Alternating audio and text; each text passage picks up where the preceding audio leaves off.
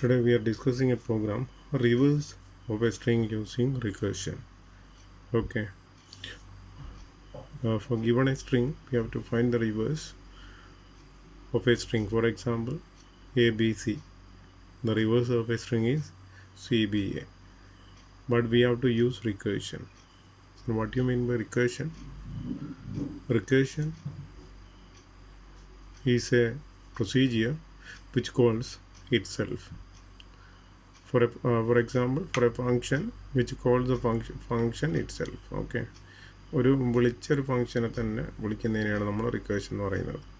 അപ്പോൾ നമ്മളൊരു ഫംഗ്ഷൻ കൊടുത്തിട്ടുണ്ടാവും, ആ ഫംഗ്ഷൻ്റെ ഉള്ളിൽ നിന്ന് ആ ഫംഗ്ഷൻ തന്നെ ഒരു കോളിംഗ് ഫംഗ്ഷൻ, അതിനെ തന്നെ വിളിക്കുന്നൊരു ഫംഗ്ഷൻ വെച്ചിട്ട് ചെയ്യാനാണ് പറഞ്ഞിരിക്കുന്നത്.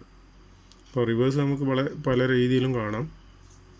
അപ്പോൾ ഇതാണ് കുറച്ചും കൂടി ചെയ്യാനുള്ള പ്രോഗ്രാം ഇങ്ങനെയാണ്. എങ്ങനെ ചെയ്യാമെന്ന് വെച്ചാൽ നമ്മൾ ആദ്യം str1 ഒരു സ്ട്രിങ്, നമ്മൾ ഒരു 100 എന്ന് പറഞ്ഞൊരു സ്ട്രിങ്, ഒരു ക്യാരക്ടർ അറേ ഡിക്ലെയർ ചെയ്തു. ഒരു സ്ട്രിങ് സ്റ്റോർ ചെയ്യാൻ വേണ്ടിയിട്ടാണ് scanf. അത് നമ്മൾ ഇൻപുട്ട് ചെയ്യാൻ വേണ്ടിയിട്ട് %str1 നമ്മളിനി ഇതിൻ്റെ റിവേഴ്സ് കാണണം. അപ്പോൾ റിവേഴ്സ് കാണാൻ വേണ്ടി ഒരു ഫംഗ്ഷൻ ഉപയോഗിച്ചിട്ട്, അതായത് നമുക്ക് ഇത് റിക്കേഷൻ ഉപയോഗിക്കണമെങ്കിൽ ഒരു ഫംഗ്ഷൻ ഉപയോഗിച്ചിട്ടാണ് ചെയ്യുന്നത്. ഇപ്പോൾ റിവേഴ്സ് എന്ന് പറയുന്ന ഒരു ഫംഗ്ഷൻ എഴുതി. നമ്മൾ ഇവിടുന്ന് മെയിൻ ഫംഗ്ഷൻ റിവേഴ്സ് കോൾ ചെയ്താൽ മാത്രം മതി. str1 നമ്മൾ ഈ ഫംഗ്ഷനാണ് നമ്മൾ പഠിക്കേണ്ടത്. ഇവിടെയാണ് നമ്മൾ റിക്കേഷനൊക്കെ ഉപയോഗിക്കുന്നത്. റിവേഴ്സ്. അപ്പോൾ അവിടെ നിന്ന് നമ്മൾ ഈ സ്ട്രിങ് നമ്മളിപ്പോൾ പിന്നെ ഒരു ABC സ്റ്റോർ ചെയ്തിട്ടുണ്ടെങ്കിൽ ABC, ഇതാണ് str1. അപ്പോൾ ഈ സ്ട്രിങ്ങിൻ്റെ str1ൻ്റെ സ്റ്റാർട്ടിങ് അഡ്രസ്സാണ് എന്ത് ചെയ്യുന്നത്, ഇങ്ങോട്ടേക്ക് പാസ് ചെയ്യുന്നത്. അത് സ്റ്റോർ ചെയ്യാൻ വേണ്ടിയിട്ട് ഇവിടെ നമ്മൾ str1 തന്നെ ഉപയോഗിക്കുക. ഇവിടെ ഡിക്ലെയർ ചെയ്യണം, കാരണം ഓൾറെഡി ഇത് വേറൊരു ഫംഗ്ഷനാണ് str1. സെയിം വേരിയബിളാണ്, രണ്ട് ഇത് പോയിൻ്റ് ചെയ്യുന്നതിന് മനസ്സിലാക്കിയാൽ മതി. നമ്മൾ നേരത്തെ കൊടുത്ത സ്ട്രിങ് തന്നെയാണത്. ഓക്കെ. അപ്പോൾ ഇനി നമ്മൾ ചെയ്യുന്നത്, അപ്പോൾ നമ്മൾ str1ൽ ആ സ്ട്രിങ് ഉണ്ട്, ഇൻറ്റ് i = ഇവിടെ ഒരു വേരിയബിൾ i = 0 if str1 എന്ന് പറഞ്ഞാൽ ഇവിടെ ഒരു കണ്ടീഷൻ ചെക്ക് ചെയ്യുന്നുണ്ട്. str1 എന്ന് പറയുമ്പോൾ നമ്മൾ ഉപയോഗിക്കുന്ന സ്ട്രിങ് ഈ str1 ഓരോ ക്യാരക്ടർ ബൈ ക്യാരക്ടറായിട്ട് ഇങ്ങനെ റീഡ് ചെയ്യും. ഫസ്റ്റ് ക്യാരക്ടറിലേക്ക്, അപ്പോൾ നമ്മൾ അഡ്രസ്സ് ആണെങ്കിൽ str1 എന്ന് പറയുമ്പോൾ ഫസ്റ്റ് ക്യാരക്ടറായിരിക്കും റീഡ് ചെയ്യുന്നുണ്ടാവും പോയിൻ്റർ ഉപയോഗിച്ചിട്ട്.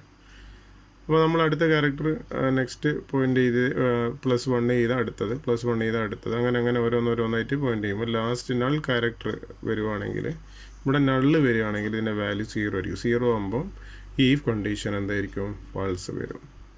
അപ്പോൾ എപ്പോഴും റിക്കേഷൻ ഉപയോഗിക്കുമ്പോൾ കുറേ പ്രാവശ്യം വിളിച്ചിട്ട് ഒരു പ്രാവശ്യം നിർത്തണം, അല്ലെങ്കിൽ ഇത് ഇൻഫിനിറ്റ് ആയിട്ട് വിളിച്ചുകൊണ്ടിരിക്കും. അപ്പോൾ അതിന് വേണ്ടിയിട്ടാണ് നമ്മളിത് ഈ str1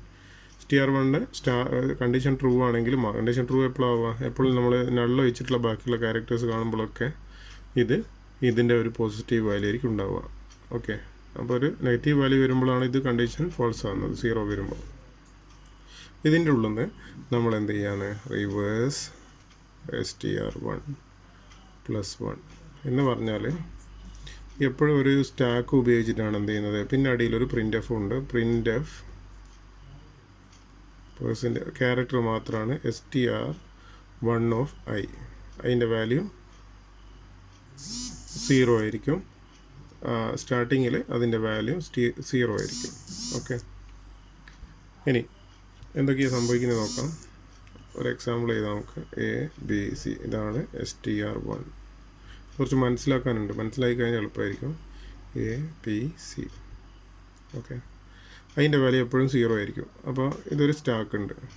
അപ്പോൾ ആ സ്റ്റാക്ക് കോൾ ചെയ്യുന്നത് വെച്ചാൽ ഫസ്റ്റിൽ ഇത് വന്നു, ഇതിൽ ഫംഗ്ഷനിലേക്ക് കയറി ഐൻ്റെ വാല്യൂ 0 ആയി. റിവേഴ്സ് ഓഫ് str1 ഇത് വീണ്ടും ഈ ഫംഗ്ഷനെ തന്നെ കോൾ ചെയ്യുക ചെയ്യുന്നത്. ഓക്കെ, ഒരു ലൂപ്പ് പോലെ.